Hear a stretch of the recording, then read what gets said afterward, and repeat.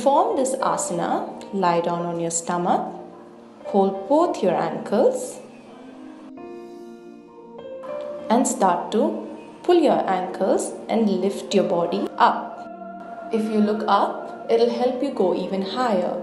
So the aim is to be on our stomach, our whole chest, everything till the point of ribs should be up in the air.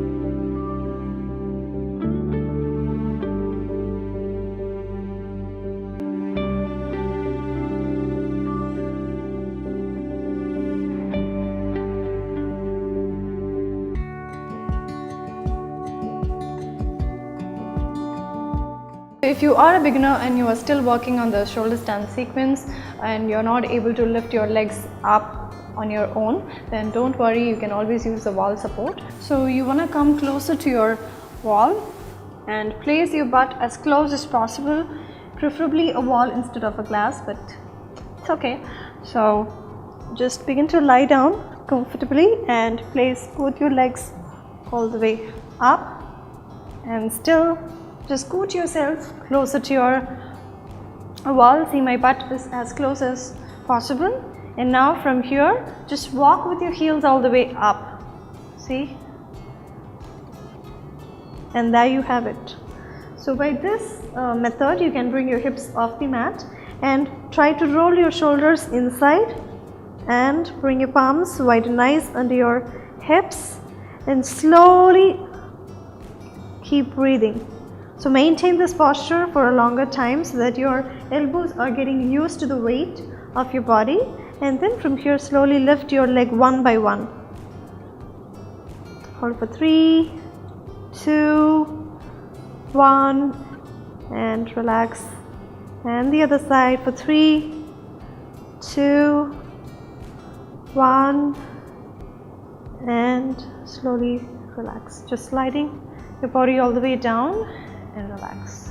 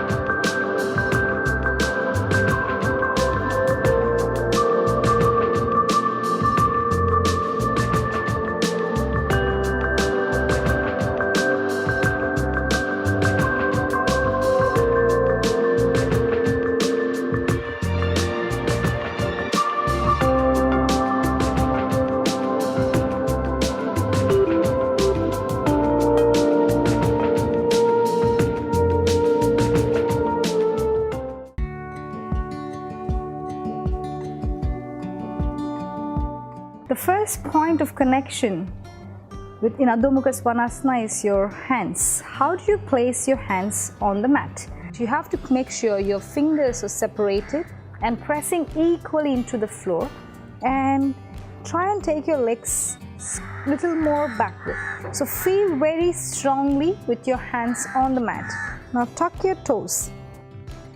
When you tuck your toes, make sure you engage your navel. So you're not letting your stomach loose, you're going to suck your stomach inside as much as you can, making infinite space between your stomach and your thighs. Now you're going to tuck your toes and slowly lift yourself up. When you lift yourself up, your focus is to lift your hips back and up. So lengthening your spine. Now try and keep your heels up and just imagine sending your hips higher up to the sky. At the same time, you want to suck your stomach inside. So first, let your body get used to this position. Now drop your head down completely. Relax your head. Do not bend your elbows, straighten your arms. Now slowly from here, if you're comfortable, just drop your heels slightly down. If your calf is tight, if your hamstring is tight, you cannot actually touch the floor with your heels. But that is okay. You have to try and keep your knees straight and keep sending your hips. That is your first focus. Stay here as long as you can. Breathe deep and long. Now, when you're comfortable, without bending your knees, without dropping your hips, without rounding your back, keeping that position of your spine completely straight, you're going to press your heels into the floor.